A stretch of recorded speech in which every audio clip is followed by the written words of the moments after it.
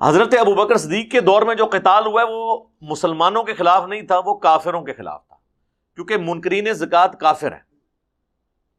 مسلمہ کذاب کے ساتھ جو لوگ لگ گئے وہ کافر ہیں۔ اسی لیے بخاری مسلم میں الفاظ ہیں عرب کے قبائل مرتد ہو گئے۔ مرتد کیوں ہے؟ کہ کسی نے زکوٰۃ دینے سے انکار کیا، کوئی ویسے اسلام چھوڑ گئے کیونکہ وہ قریش کے غلبے کی وجہ سے اسلام میں داخل ہوئے تھے، حضور کی ڈیتھ کی وجہ سے وہ دوبارہ سے اپنے اس سسٹم میں واپس چلے گئے۔ بعض جھوٹے پیغمبر انہوں نے کلیمز کرنے شروع کر دیے۔ سیدنا علی کا جو قتال ہے یہ پیورلی مسلمانوں کے خلاف ہے، تینوں جنگیں، جنگ جمل، صفین اور نہروان۔ جنگ جمل میں آپ کو پتہ ہے کہ سیدہ عائشہ، سیدنا طلحہ، زبیر اور باقی لوگ تھے۔ جنگ صفین میں حضرت معاویہ، حضرت عمرو ابن عاص، مغیرہ ابن شعبہ اور باقی لوگ۔ اور نہروان کی جنگ جو ہے وہ خوارج کے خلاف، لیکن خوارج بھی کافر نہیں تھے، مسلمان ہی تھے، کلمہ گو تھے، حضرت علی کے ساتھی تھے، حضرت علی کی محبت ہی میں حضرت علی کے خلاف ہو گئے وہ، کہ حضرت علی جو ہیں وہ معاویہ بن ابی سفیان کے ساتھ صلح پر کیوں آمادہ ہوئے ہیں اور غلوف کر گئے اس مسئلے کے اندر۔ تو ہے تینوں مسلمان ہی ہیں، اور اس کی پریڈکشن پہلے ہی موجود تھی۔ المستدرک للحاکم میں یہ حدیث موجود ہے، مسند امام احمد میں ہے، سنن نسائی الکبریٰ میں، کہ نبی الاسلام اپنے اصحاب کے ساتھ ایک زوجہ محترمہ کے گھر سے باہر نکلے تو آپ کی مبارک جوتی ٹوٹ گئی، تو آپ نے وہ جوتی گانٹھنے کے لیے سیدنا علی کو دی، اور پھر آپ صلی اللہ علیہ وآلہ وسلم اپنے اصحاب کے ساتھ ایک کونے میں کھڑے ہو گئے حضرت علی کے انتظار میں کہ وہ جوتی گانٹھ لیں تو پھر وہاں سے چلیں۔ اور اس دوران حضرت علی کی غیر موجودگی سے فائدہ اٹھاتے ہوئے نبی الاسلام نے اپنے ساتھیوں سے کہا کہ دیکھو اللہ تعالیٰ نے مجھے پیغمبر بنا کر مبعوث کیا، ایز اے لاسٹ ریزارٹ مجھے اپنے قبیلے کے لوگوں کے خلاف تلوار اٹھانی پڑی قرآن کی تعبیر کی خاطر، قرآن منوانے کے لیے، لیکن ایز اے لاسٹ ریزارٹ۔ لیکن تم میں ایک ایسا شخص بھی ہے، ظاہر ہے خوش نصیب ہے وہ، کہ جسے قرآن کی تعبیر کی خاطر مسلمانوں کے خلاف تلوار اٹھانی پڑے گی، جس طرح مجھے کافروں کے خلاف اٹھانی پڑی۔ یعنی اس میں یہ تھا کہ نبی الاسلام کبھی کسی مسلمان پہ تلوار نہیں اٹھائیں گے، حتیٰ کہ آپ نے تو بخاری مسلم میں عبداللہ ابن ابی کے قتل کی جب اجازت مانگی حضرت عمر نے اور حضرت خالد ابن ولید نے رضی اللہ عنہما، تو نبی الاسلام نے فرمایا کہ چھوڑ دو، لوگ کہیں گے یہ اپنے صحابہ کو قتل کرواتا ہے۔ قانوناً آپ نے اسے صحابی کے طور پہ ٹریٹ کیا کیونکہ کلمہ گو تو تھا، حتیٰ کہ بخاری مسلم میں آتا ہے کہ آپ نے اس کا جنازہ پڑھایا، اپنا مبارک تھوک اس کے منہ میں ٹپکایا، اپنا کرتا کفن کے لیے دیا، کیونکہ اس کا بیٹا صحابی تھا، اس کا بھی نام عبداللہ تھا۔ اس کے باوجود سورہ توبہ میں پھر آیات نازل ہوئی کہ آندہ سے آپ نے نہ کسی منافق کی قبر پہ کھڑے ہونا ہے، نہ آپ نے اس کا نماز جنازہ پڑھنا ہے۔ آپ 70 دفعہ بھی مغفرت کریں، ہم آپ کی دعا ان کے حق میں قبول نہیں کریں گے، کیونکہ یہ اللہ اور اس کے رسول کے باغی ہیں، یہ مجرم ہیں۔ تو نبی علیہ السلام نے جب یہ فرمایا نا تمہیں مسلمانوں کے خلاف تم میں سے ایک شخص کو تلوار اٹھانی پڑے گی قرآن کی خاطر، تو ظاہر ہے یہ تو بہت بڑی ایک آنر تھی۔ تو حدیث کے الفاظ ہیں، حضرت ابو بکر نے کہا یا رسول اللہ انا، میں ہوں وہ شخص۔ آپ نے فرمایا لا، تم نہیں ہو۔ یہ لا کے الفاظ آپ کی مبارک زندگی میں بہت کم دفعہ استعمال ہوئے ہیں۔ سیدنا عمر نے کہا انا یا رسول اللہ، آپ نے فرمایا لا، تم نہیں ہو، بلکہ وہ شخص ہے جو میری جوتیاں گانٹ رہا ہے۔ تو صحابہ کرام حضرت علی کی طرف دوڑے اور انہیں جا کے یہ خوشخبری سنائی کہ آپ آن دا بہاف آف پروفٹ مسلمانوں کے خلاف قتال کریں گے۔ تو یہ بہت بڑی ایک خوش قسمتی تھی۔ تو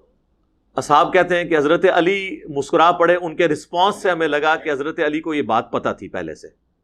کہ انہوں نے آن دا بہاف آف پروفٹ مسلمانوں کے خلاف قتال کرنا ہے۔ اب جب یہ ہم حدیث پیش کرتے ہیں نا تو وہ جو ناسبی ہیں نا، اب ظاہر ہے ان کے تو گلے میں یہ اٹک جاتی ہے کہ جب ان کو یہ ماننا پڑ جائے کہ حضرت علی نے جمل اور صفین جو ہے وہ حضور کی ڈیوٹی لگانے پہ لڑی ہے، انہوں نے تو مخالفین کو حضرت علی سے بڑھانا ہوتا ہے،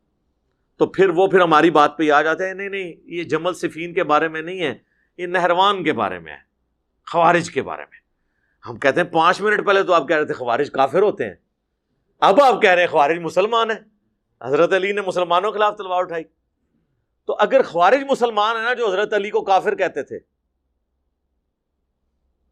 تو آج اگر کوئی کسی صحابی کو کافر کہہ دیتا ہے تو وہ بھی مسلمان ہی رہے گا۔ یہ اینٹی وینم ہے، وہ اپنی تعویل کی غلطی کی وجہ سے کہہ رہا ہے۔ اسلام سے نکاح، ویسے تو کوئی ایک عام مسلمان کو بھی کافر کہہ دے تو کفر اس کی طرف لوٹے گا، لیکن یہ کفر اور کفر ہوتا ہے، اسے کفر دون الکفر کہا جاتا ہے۔ یہ ٹیکنیکل بحث ہیں، یہ ان کو بھی پتا ہے، ورنہ اگر ایکویشنز لگانی ہے تو پھر صحیح مسلم کی حدیث ہے علی سے محبت نہیں رکھے گا مگر مؤمن، علی سے بغض نہیں رکھے گا مگر منافق، یعنی دل میں بھی حضرت علی سے نفرت رکھنے والا منافق ہے، اور جو دل میں نہ رکھے اپنی زبان پر لے کر آئے، اور اپنی زبان پہ نہیں 20 سال تک اپنے دور حکومت پہ اپنے ممبروں سے حضرت علی پہ لعنت کروائے، اور آپ کہیں کہ نہیں اس کے دل میں بغض نہیں ہے، وہ تو دل سے بڑی عزت کرتے تھے، تو کون آپ کی بات یہ مانے گا؟ تو پھر منافقت کا فتویٰ وہاں بھی لوٹ جائے گا، پھر وہاں یہ کہیں گے نہیں نہیں نہیں نہیں، یہ بڑا مشکل کام ہے، اس طرح کسی پہ فتویٰ نہیں لگ سکتا، ریزیمبلنس سے چیزیں ایگزیکٹلی وہ نہیں بنتی ہیں۔ تو یہی بات ہم آپ کو ٹیکنیکل فقہی بحث ہیں، ویسے ان لوگوں میں فقہ کی بھی کمی ہوتی ہے نا، ایون جو لوگ اپنے آپ کو فقیہ بھی کہہ رہے ہیں ان میں بھی فقہ کی کمی ہے، انہیں پتہ نہیں یہ معاملات کس طرح کے ہیں۔ تو اچھا، اسی حدیث، یہ حدیث اگر آپ پوری دیکھیں نا تو یہ پوری حدیث کہ 2 مسلمان آپس میں تلوار اٹھائے، مرنے والا اور مارنے والا دونوں جہنمی ہیں، یہ حدیث پوری اس طرح صحیح بخاری میں کہ ایک شخص جو ہے نا وہ صحابہ یا تابعین میں سے ہوتا ہے، تو وہ حضرت علی کی سپورٹ کے لیے جنگ جمل کے لیے روانہ ہوتا ہے، تو دوسرے صحابی اسے روک لیتے ہیں اور کہتے ہیں کہ تم اس جنگ کا حصہ نہ بنو، اور آگے سے وہ یہ حدیث سناتے ہیں۔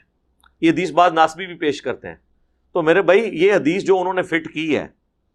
ادھر تو چھوڑ دینا، بعد میں فٹ کرتے ہیں، پہلے جو صحابہ اکرام کی آپس کی جنگیں ہوئے ہیں اس میں سے بتائیں کون سے پھر جہنمی ہیں، یہ مسئلہ حل کریں۔ تو ہم یہ کہتے ہیں ان کا موقف غلط تھا، حضرت علی کا اس وقت ساتھ دینا چاہیے تھا ان لوگوں کو، اور سب سے بڑے نیوٹرل اصحاب میں سے، جو جسے کہتے ہیں نیوٹرل، وہ انگریزی کا لفظ ہے، مولوی اس کا کوئی اور مطلب لے لیتے ہیں، تو اردو میں کہہ دیں کہ غیر جانبدار ہو گئے ان جنگوں میں، وہ حضرت عبداللہ ابن عمر تھے۔ ظاہر ان کی ایک ورث تھی نا، کیونکہ حضرت عمر کے جو بیٹے تھے، ان کے بارے میں بھی المستدرک للحاکم کے اندر آتا ہے، اور مجموع الزوائد کے اندر آتا ہے کہ وہ آخری عمر میں پچھتاتے تھے کہ کاش میں نے اس وقت حضرت علی کے ساتھ مل کر باغیوں کے خلاف قتال کیا ہوتا، کیونکہ عبداللہ بن عمر قتل ہوئے ہیں بنو امیہ کے ہاتھوں۔ صحیح بخاری میں آتا ہے کہ حجاج ابن یوسف نے جیلسی کی وجہ سے ان کے پاؤں میں نیزہ مروا دیا تھا، کیونکہ خلیفہ وقت امیر حج انہیں بنایا کرتے تھے، حالانکہ حجاز کا گورنر تھا حجاج ابن یوسف، تو اسے یہ بڑی ہوتا تھا کہ بھئی گورنر تو میں ہوں اور عبداللہ بن عمر کی اتنی عزت کیوں ہے، تو وہ مروا دیا۔ تو آخری عمر میں جو باتیں باقی لوگوں کو سمجھ آئیں، حضرت علی کے ساتھیوں کو ان کی زندگی میں سمجھ تھی، اور ہمارے لیے تو سپورٹ میں وہ حدیث ہی موجود ہے المستدرک للحاکم میں، سنن نسائی الکبریٰ کے اندر، کہ نبی علیہ السلام نے فرمایا کہ اگلی امتوں میں سب سے بڑا بدبخت وہ تھا جس نے قوم سمود کی اونٹنی کو، حضرت صالح علیہ السلام کی اونٹنی کو قتل کیا تھا، اور میری امت کا سب سے بڑا بدبخت وہ ہے اے علی جو تجھے قتل کرے گا اور تیرے سر کے خون سے تیری داڑھی کو رنگ دے گا۔ حضور نے فرمایا اس امت کا سب سے بڑا بدبخت ہے۔ قوم سمود کی اونٹنی جب قتل ہوئی تھی تو اس کے بعد کیا ہوا تھا؟ قوم سمود کے اوپر اللہ کا عذاب آیا تھا۔ اس امت نے جب اونٹنی کو قتل کیا ہے نا، اللہ کی اونٹنی علی ابن ابی طالب کو، تو اس امت پہ بھی عذاب آیا کہ دوبارہ ان کو خلافت نصیب نہیں ہوئی، جو مرضی کرتے رہیں گے۔ کام بھی بہت بڑا پایا انہوں نے، اس تو بعد کربلا بھی کیتی ہے، تو اتنی جلدی تو نہیں ہے معافی ہونی تھوڑی۔ ہاں آج بھی یہ جو لوگ کہہ رہے ہیں نا کہ ہم حسین کے ساتھ کھڑے ہوتے ہیں، آج بھی کربلا ہو تو پھر حسین کے ساتھ وہ چند ایک لوگ ہی کھڑے ہوں گے، جن کی ویڈیوز آپ یوٹیوب پہ دیکھتے ہیں، انجینئر محمد علی مرزا، ان کے چند ساتھی، باقی سب لوگ پھر نیوٹرل ہو جائیں گے۔ یہ بڑا مشکل کام ہے سچائی کے لیے کھڑا ہونا۔ تو یہ میں نے حدیث کو بریف کر دیا کہ اس حدیث کو بعض لوگ مس کوٹ بھی اس حوالے سے کرتے ہیں، حالانکہ بخاری میں یہ حدیث ہے۔ ایک صحابی کہتے ہیں میں نے جنگ جمل میں ارادہ کیا کہ میں حضرت عائشہ کا ساتھ دوں حضرت علی کے خلاف، تو مجھے وہ حدیث یاد آ گئی کہ جب کسریٰ کا حاکم مرا تھا تو انہوں نے ایک عورت کو اپنا حاکم بنایا تھا، اور حضور نے فرمایا تھا کہ جو قوم اپنی عمارت کسی عورت کی سپرد کر دے وہ کبھی کامیاب نہیں ہو سکتی، فلاح نہیں پا سکتی. تو میں عائشہ کا ساتھ دینے سے رک گیا. یہ بھی صحیح بخاری میں موجود ہے. پھر المستدرک للحاکم کے اندر حدیث موجود ہے، اور کئی کتابوں کے اندر. جنگ جمل سے واپسی پہ حضرت ابو ذر غفاری کا ایک غلام ہے جو ام المومنین ام سلمہ کو ملنے کے لیے آتا ہے، وہ اس کی خاطر تواضع کرتی ہیں، تو